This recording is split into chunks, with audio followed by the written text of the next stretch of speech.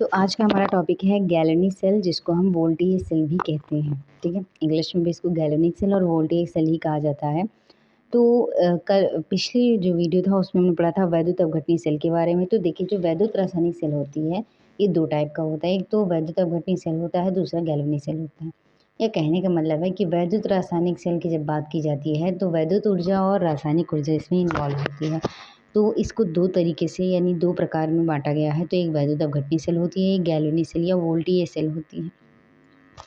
वैद्युत अपघटनी सेल जो होती है इसके बारे में मैंने कल ब्रीफली बताया था, और आज हमारा जो टॉपिक है वो है गैल्वेनिक सेल या जो है वोल्टेज सेल का। अब ये क्या होती है, देखिए, जो वैद्युत अपघटनी सेल थी उसमें हम पहले ऊर्जा देते हैं, मतलब पहले वैद्युत ऊर्जा देते हैं, तब हमें रासायनिक ऊर्जा या रासायनिक अपक्रिया उसमें होती है। इसमें उसका उल्टा होता है, पहले रासायनिक अपक्रिया होती है फिर हमें उससे वैद्युत ऊर्जा प्राप्त होती है। तो जो हम नॉर्मली यूज़ करते हैं, जैसे घड़ी जो होती है उसमें जो बैटरीज होती हैं, हमारे घर की जो इन्वर्टर बैटरीज होती है, जो बाइक्स और गाड़ियों में जो है बैटरीज लगती हैं, वो सब गैल्वेनिक सेल का एग्जाम्पल होती हैं। ठीक है, तो हम उसी के बारे में जानेंगे कि वो कैसे काम करती हैं, कैसे बनती हैं। तो हम उसी के बारे में यहाँ पे पढ़ेंगे। तो जैसे मैंने पहले ही बताया कि जिस सेल से रासायनिक अपक्रिया के माध्यम से वैद्युत ऊर्जा प्राप्त की जा सकती है उसे गैल्वेनिक सेल कहती हैं। गैल्वेनिक सेल में रासायनिक ऊर्जा का परिवर्तन विद्युत ऊर्जा में होता है। यानी ये जो गैल्वेनिक सेल है ये एक तरीके का सिस्टम है। ऐसे इसको तैयार किया जाता है कि इससे हमें रासायनिक अपक्रिया के माध्यम से हमें वैद्युत ऊर्जा प्राप्त होती है। अब रासायनिक अपक्रिया होती है वैद्युत अपघट्यों के अंदर। ठीक है, अब वो वैद्युत अपघट्य कैसे वर्क करते हैं ये हम जो है देखते हैं। तो गैल्वेनिक सेल के दो इलेक्ट्रोडों को किसी धातु के तार द्वारा जोड़ने पर एक इलेक्ट्रोड पर ऑक्सीकरण व दूसरे इलेक्ट्रोड पे अपचयन होता है। कहने का मतलब है कि इसमें हम दो ऑपरेटर्स लेते हैं, यानी दो ऑपरेटर्स या कंटेनर लेते हैं, और एक इलेक्ट्रोड इधर लगाते हैं, एक इलेक्ट्रोड इधर लगाते हैं, बीच में सॉल्ट ब्रिज लगाते हैं और इन दोनों को एक तार से जोड़ देते हैं। और इन दोनों को जब इलेक्ट्रोडों को तार से जोड़ दिया जाता है तो इलेक्ट्रॉन का इधर से उधर होता है, और उसी वजह से उसमें हमें वैद्युत ऊर्जा वहाँ पे प्राप्त हो जाती है, और जो है वो हमारे यूज़ में आती है। तो जैसे मैंने बताया था, इलेक्ट्रोड दो होते हैं, दो भाग में डिवाइड किए जाते हैं, एक कैथोड होता है और एक एनोड होता है। एनोड जो होता है वो पॉजिटिव होता है और कैथोड जो होता है नेगेटिव होता है। बट ये एनोड पॉजिटिव कॉमनली जो वैद्युत अपघटनी सेल है उसमें होता है। एनोड पॉजिटिव वैद्युत अपघटनी सेल में होता है, कैथोड नेगेटिव होता है। लेकिन गैल्वेनिक सेल में ये चीज़ उल्टा है, गैल्वेनिक सेल में कैथोड पॉजिटिव होता है और एनोड नेगेटिव होता है। लेकिन हाँ, जो क्रियाएँ होती हैं वो सेम ही होती हैं, यानी एनोड एनोड पे जो है ऑक्सीकरण होता है और कैथोड पे जो होता है अपचयन होता है। ठीक है, ये गैल्वेनिक सेल का एक इम्पॉर्टेंट पॉइंट भी है, इसको याद रखना है कि कैथोड जो होता है वो गैल्वेनिक सेल का नेगेटिव जो पॉजिटिव होता है, और जो एनोड होता है वो नेगेटिव यानी ऋण ध्रुव होता है।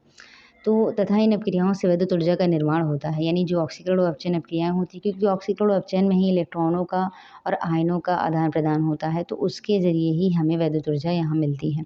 गैल्वेनिक सेल के दो इलेक्ट्रोडों को दो अर्ध सेल कहा जाता है, यानी जब अगर हम दो ऑपरेटर्स बनाते हैं तो इन दोनों ऑपरेटर्स को अर्ध सेल यानी हाफ सेल कहा जाता है, और इन पे जो अपक्रियाएँ होती हैं यानी ऑक्सीकरण जो अपचयन होता है वो अर्ध सेल अपक्रियाएँ होती हैं। ठीक है, तथा इन पर होने वाली क्रियाओं को अर्ध सेल अपक्रियाएँ या अर्ध अपक्रियाएँ कहते हैं। ठीक है, कैथोड पर अपचयन व एनोड पर ऑक्सीकरण होता है। कैथोड गैल्वेनिक सेल का धन ध्रुव होता है, क्योंकि इसी ध्रुव पर इलेक्ट्रॉन दूसरे ध्रुव से आता है। अब ये प्रोसेस क्या होता है ये मैं आपको डैनियल सेल में बताती हूँ कि ऐसा क्या होता है कि जो गैल्वेनिक सेल के जो इलेक्ट्रॉन कैथोड के जो इलेक्ट्रॉन सॉरी एनोड के जो इलेक्ट्रॉन होते हैं वो कैथोड पर जाते हैं। ये मैं आपको डैनियल सेल के बारे में जब बताऊँगी तब इसके बारे में ब्रीफली एक्सप्लेन करूँगी। अभी बस इतना जानिए कि कैथोड पर जो होता है इलेक्ट्रॉन आते हैं दूसरे ध्रुव से, इसीलिए इसको धन ध्रुव कहा जाता है, क्योंकि इलेक्ट्रॉन क्या होते हैं नेगेटिव होते हैं, नेगेटिव हमेशा पॉजिटिव की तरफ अट्रैक्ट होता है। तो सेम यहाँ पे भी वही होता है, कैथोड इसलिए धन ध्रुव हो जाता है क्योंकि इस पर इलेक्ट्रॉन आते हैं। इलेक्ट्रॉन नेगेटिव होते हैं और नेगेटिव हमेशा पॉजिटिव की तरफ ही जाता है। प्रथम गैल्वेनिक सेल का निर्माण वोल्टा ने किया था, तथा यह सेल जिंक और कॉपर की छड़ों को सल्फ्यूरिक अम्ल के विलयन में डुबोकर बनाया था। अब यहीं पे हम डैनियल सेल के बारे में ही पढ़ते हैं। डैनियल सेल का कॉन्सेप्ट भी यहीं से आया है। तो गैल्वेनिक सेल के अगर उदाहरण देखते हैं तो डैनियल सेल, ड्राई सेल या शुष्क सेल, बैटरीज या लेड एक्यूमुलेटर इनको कहा जाता है, ये गैल्वेनिक सेल के प्रमुख उदाहरण होते हैं। डैनियल सेल, ड्राई सेल जो होते हैं ये प्राथमिक सेल कहलाते हैं। ठीक है,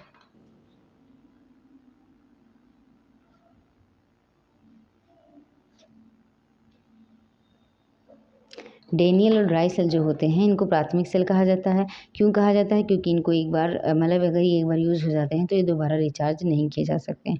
जबकि जो बैटरी यानी लेड एक्यूमुलेटर जो हमारे इन्वर्टर में, गाड़ियों में जो लगती है, बाइक्स में, तो उस लेड एक्यूमुलेटर को गॉड सेल या सेकेंडरी द्वितीयक जो है सेल भी कहा जाता है, क्योंकि इसको जो है दोबारा वैद्युत अपघटन की क्रिया के माध्यम से या जो भी मतलब एनोड और कैथोड चेंज कर दिया जाता है, तो वहाँ से इसको दोबारा तैयार किया जा सकता है। इसीलिए जो है ये सेकेंडरी सेल होता है। अब इसके बाद हम जो हमारा अगला टॉपिक है वो है डेनियल सेल। डेनियल सेल का वीडियो मैं नेक्स्ट बनाऊँगी और उसी में आपको ये समझाऊँगी कि कैसे कैथोड धन ध्रुव होता है और एनोड इसमें ऋण ध्रुव होता है। ठीक है। Thank you for watching.